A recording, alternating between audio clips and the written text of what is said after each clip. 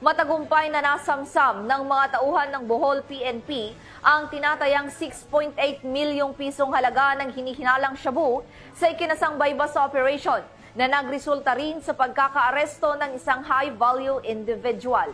Patrolwoman Nikia Caniedo sa balita.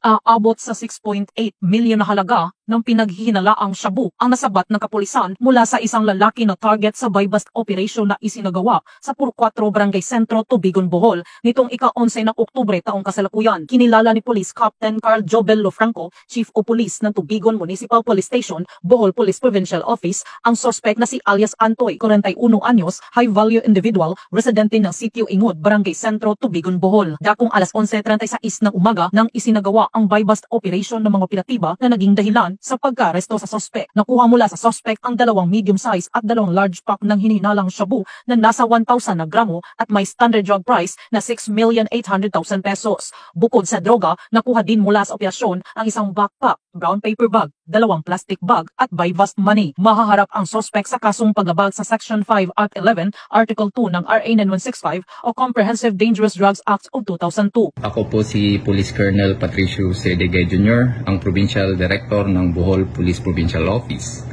Ang tagumpay na ito ay bunga ng masusing pagmamanman at koordinasyon at walang sawang dedikasyon ng ating mga kapulisan laban kontra iligal na droga.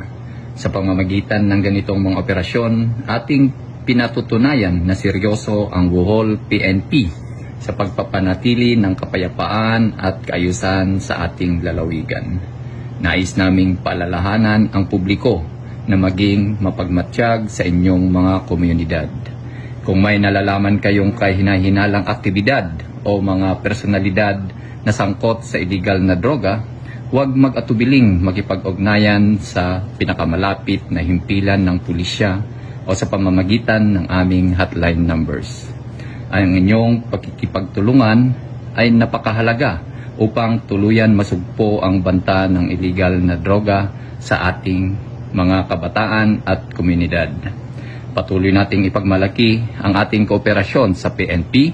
Sama-sama nating itaguyod ang bagong Pilipinas na payapa, ligtas at malaya sa droga. Ang naturang operasyon ay isang patunay na walang humpay na pagsusumikap ng kapulisan sa paghuli ng mga drug personalities bilang bahagi ng mas malawak na kampanya laban sa iligal na droga. Mula dito sa Bohol Police Provincial Office, ako yung Police News Network Correspondent, Patrolwoman Nikia Caniedo, alagad ng batas, tagataguyod ng balitang pulis.